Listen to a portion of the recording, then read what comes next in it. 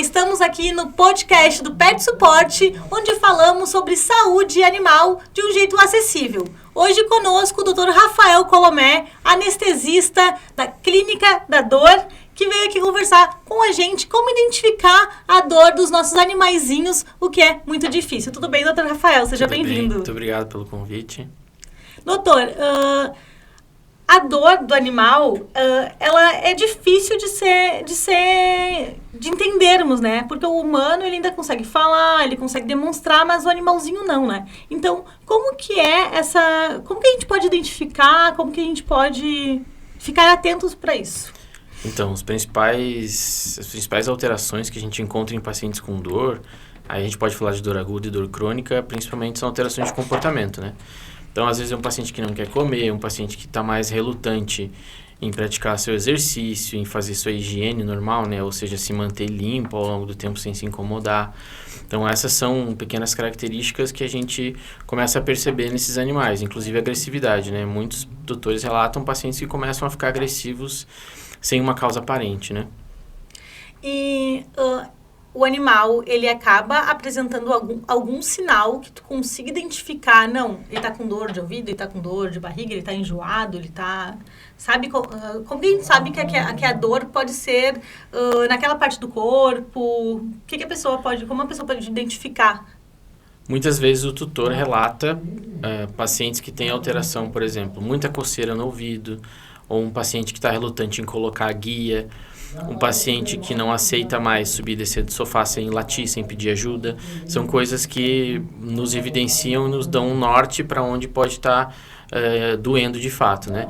Além disso, a gente não pode esquecer de citar a claudicação, né? O cachorro que começa a mancar, o gato que começa a mancar e ter muitas vezes podem fazer até mecanismos de lambedura, né? Para demonstrar que realmente aquela dor precisa de um cuidado diferente.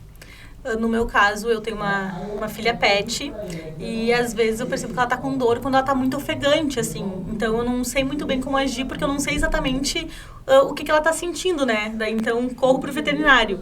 Mas se a pessoa tá numa emergência, não consegue levar no veterinário, tem alguma coisa que possa facilitar esse cuidado com o cachorrinho?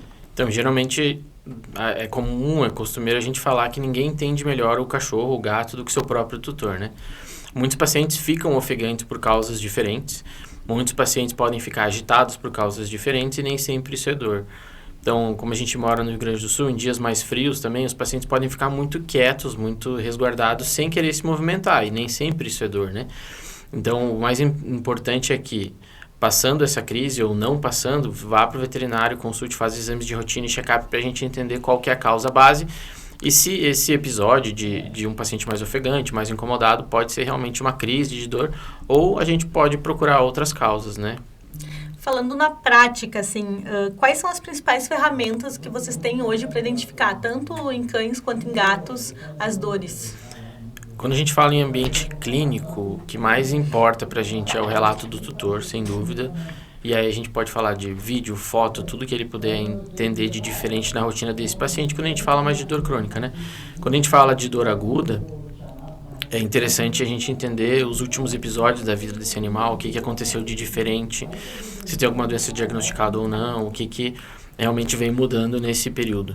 Mas além disso, é extremamente importante, nunca vai perder a sua significância assim na clínica, que é a experiência do médico veterinário em palpar esse animal, saber fazer um exame ortopédico, um exame neurológico, entender quais as comorbidades que podem estar, de fato, afetando esse bem-estar do animal, né?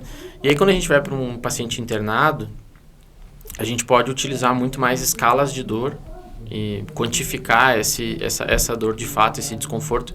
Por mais difícil que seja a gente avaliar um paciente somente pela clínica e somente pela escala, o ideal é que a gente consiga unir essas ferramentas junto com o relato do tutor para entender qual é o real comportamento desse pet e entender quais são as possíveis causas dessa dor, né?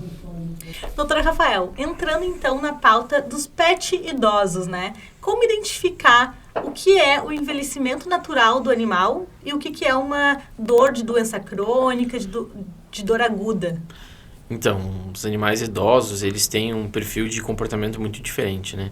Muitas vezes o paciente idoso, ele não necessariamente tem dor, mas ele pode apresentar um comportamento mais calmo, mais resguardado, de ter um pouquinho menos de musculatura, isso pode ocasionar tremores também nessa articulação.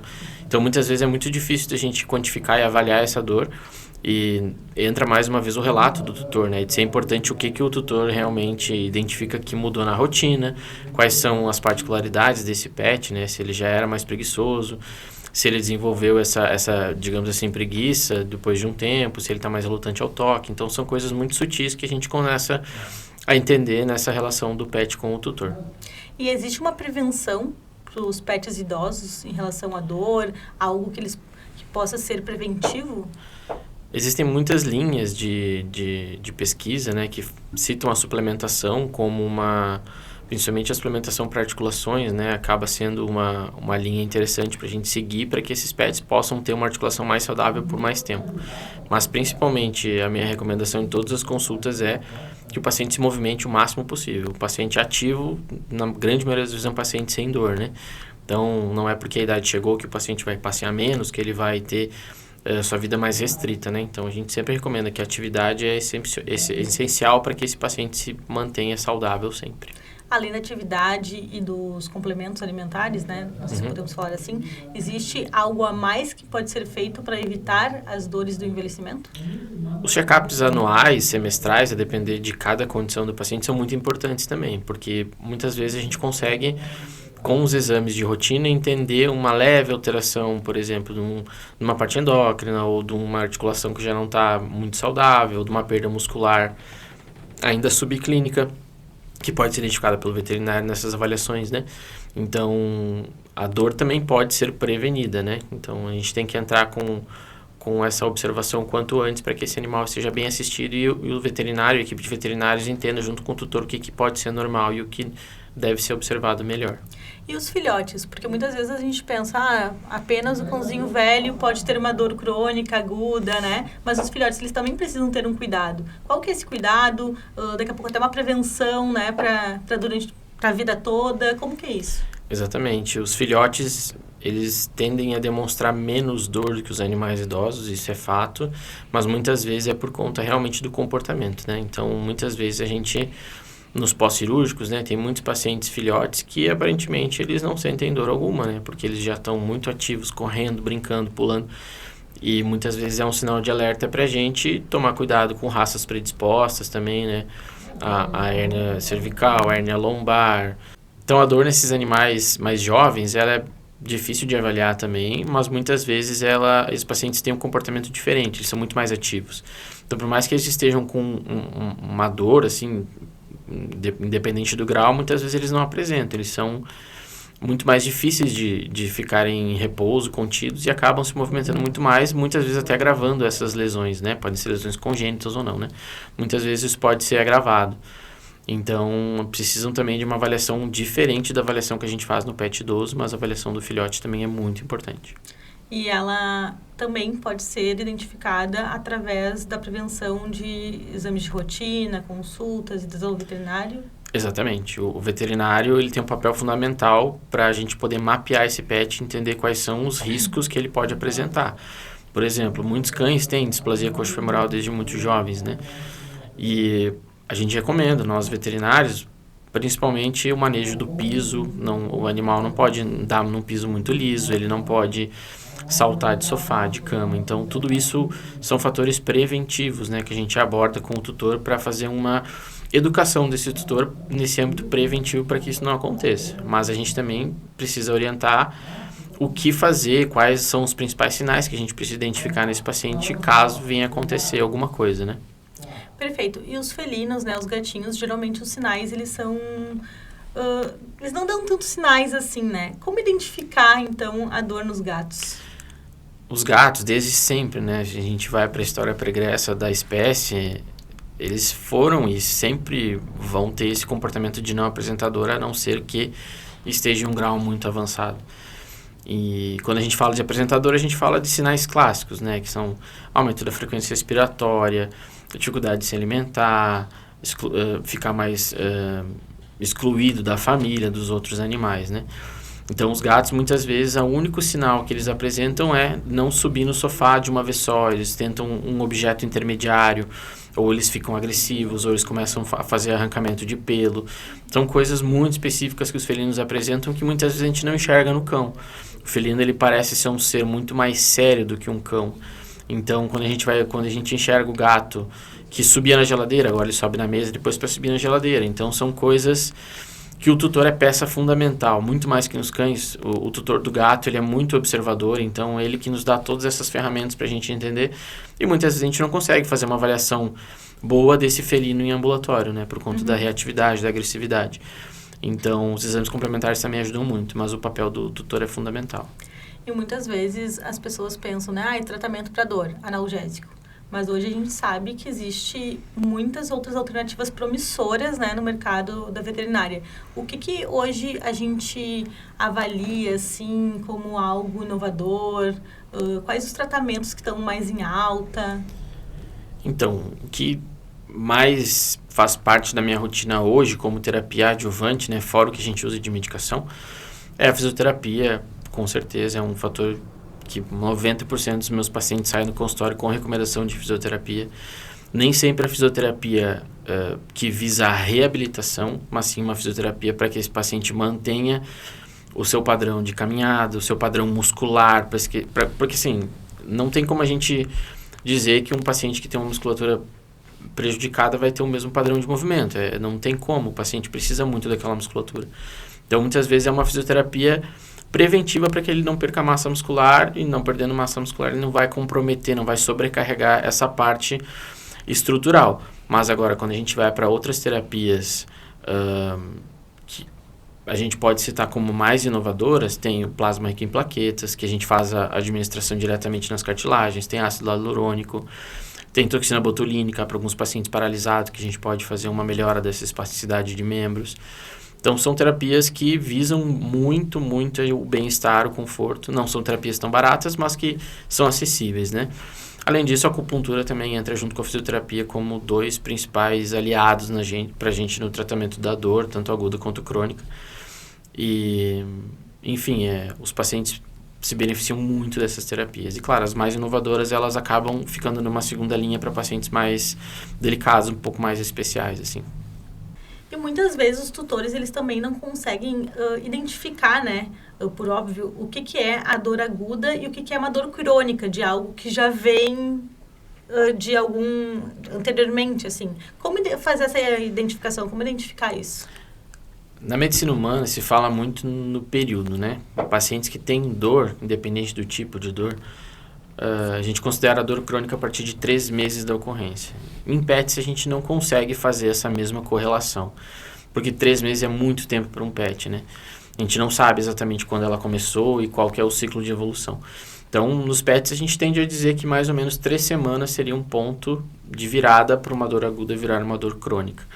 E as dores crônicas, elas surgem às vezes de maneira muito silenciosa.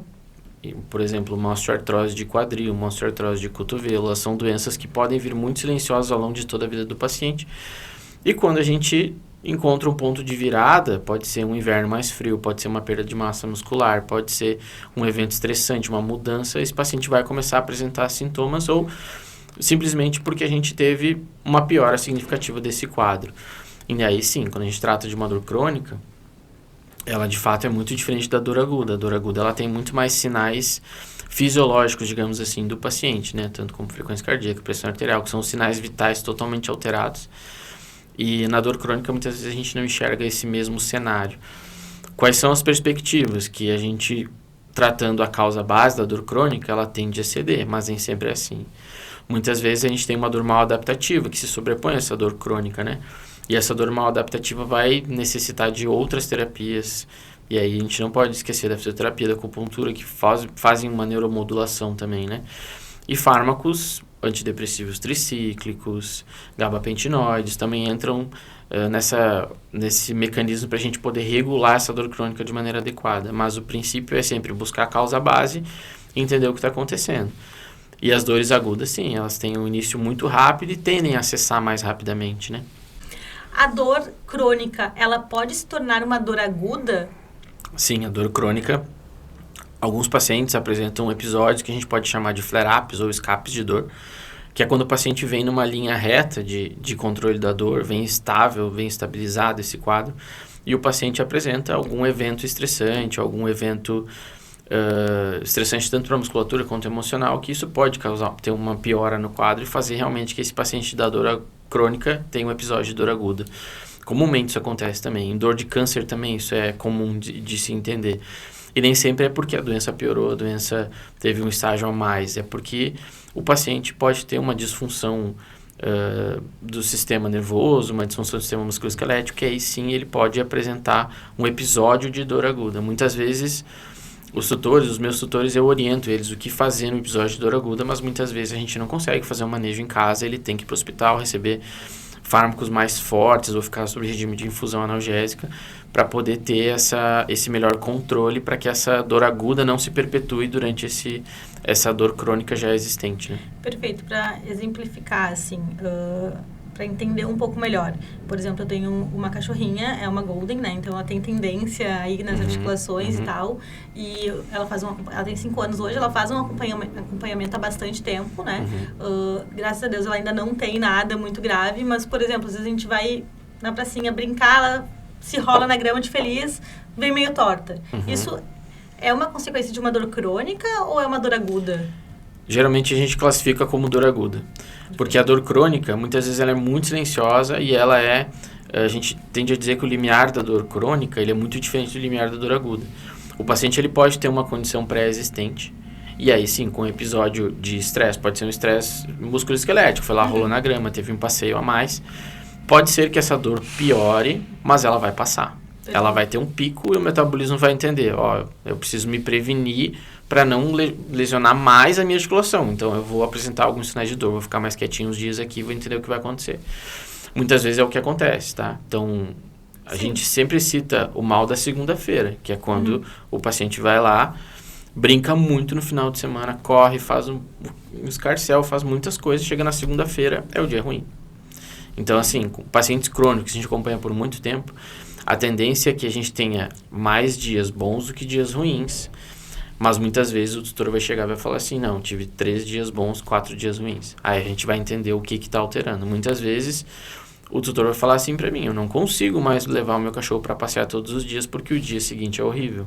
Ou eu não consigo mais caminhar 5 km com o meu Golden todos os dias, eu tenho que caminhar 3, porque se eu vou no 5 ele fica muito cansado, ele fica mal e o outro dia é horrível. Então a gente tem que entender e conseguir respeitar o limite de cada animal. E a gente não pode simplesmente falar assim, não, ele teve dor porque ele rolou na grama, então eu não vou mais levar lá. Não, a gente está, dessa forma, limitando muito a vida do paciente, né? Não, então a gente certeza. tem que entender quais são as métricas desse paciente, o que eu posso e o que eu não posso. E muitas vezes, é uma atividade que esse animal gosta muito de fazer, a gente pode entrar com uma terapia analgésica antes. A gente pode entrar numa terapia-alvo para que esse paciente não seja tão ruim, digamos assim. Não, eu até, muitas vezes, fico um pouco preocupada, assim, porque deitada, ela rola, às vezes vem meio torta, eu faço um carinho, deixo ela um pouquinho quietinha, passa 5 minutos, quer brincar de bolinha, quer fazer outra coisa, sabe? Daí eu já, tá tudo bem. Mas, então, pra entender que aquilo ali é um limite, que aquilo ali não é um limite, que ela quer continuar brincando, se ela não vai mais brincar. Então, é difícil pro tutor também, né? Identificar essa situação. Exatamente, é muito, para as pessoas leigas, né, que não são veterinários e não entendem muito desse manejo, a orientação do veterinário é fundamental. Então, muitos tutores meus, eles já saem do consultório com a orientação da eventual crise de dor, da eventual crise de dor no passeio, da piora da alimentação, da piora da massa muscular. Então, assim, o objetivo da clínica da dor é muito mais curativa no sentido de curar a dor, mas muitas vezes a lesão de base vai continuar lá e a gente só tem que tentar driblar isso de uma maneira eficaz. E não existe melhor maneira de fazer isso do que orientar o tutor para ele ser o mais independente possível do veterinário e ele entender os limites do seu cão e poder guiar isso da melhor maneira. Tu achas que a clínica da dor, ela é uma nova especialidade em crescimento dentro da área veterinária? Com certeza. Como os animais vivem mais, isso acontece com outras áreas também, como a oncologia, como a odontologia. Os pacientes tendem a viver mais atualmente, né? Então, as dores crônicas vão aparecendo de uma maneira muito, muito intensa, digamos assim. E muitas vezes o paciente tem dor e o tutor não sabe identificar, ou não sabe que ele tem. Existem muitas doenças silenciosas.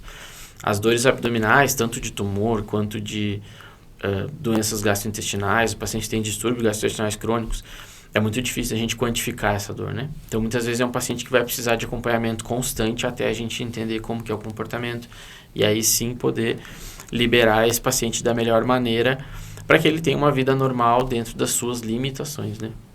E com essa nova especialidade, então, né, em crescimento, como tu acha que isso, no futuro, vai mudar a forma de entender os pacientes e melhorar a qualidade de vida deles?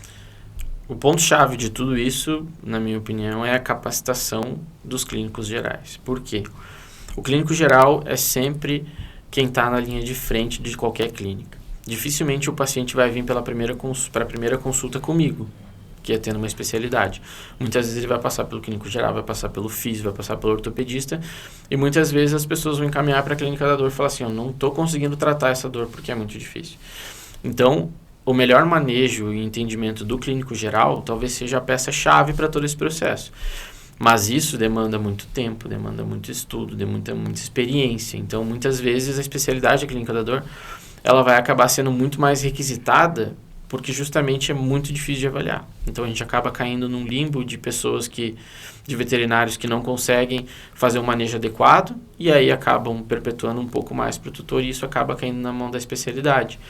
Então, talvez o foco principal seja que os clínicos gerais e, de uma maneira, todas as especialidades, todos os veterinários entendam um pouco mais sobre a clínica da dor para que isso seja mais divulgado e os pacientes possam ter mais qualidade de vida, né?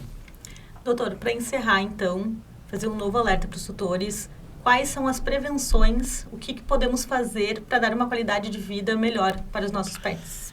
Ponto-chave para mim é sempre acompanhamento veterinário. A gente precisa entender as limitações do nosso pet, eu preciso entender quem que é, como que é o comportamento, qual que é o perfil de família de tutor também, isso vai cair muito em cima sobre o que o paciente nos diz. E, acima de tudo, a gente precisa ter uma consciência desse paciente, né? Entender qual que é a limitação anatômica fisiológica desse paciente, se ele é de grande porte, se ele é de pequeno porte, se ele tem alguma lesão crônica que eu preciso prestar atenção, que nem sempre as doenças crônicas doem, né? Mas muitas vezes elas podem se agudizar e isso pode virar um quadro doloroso.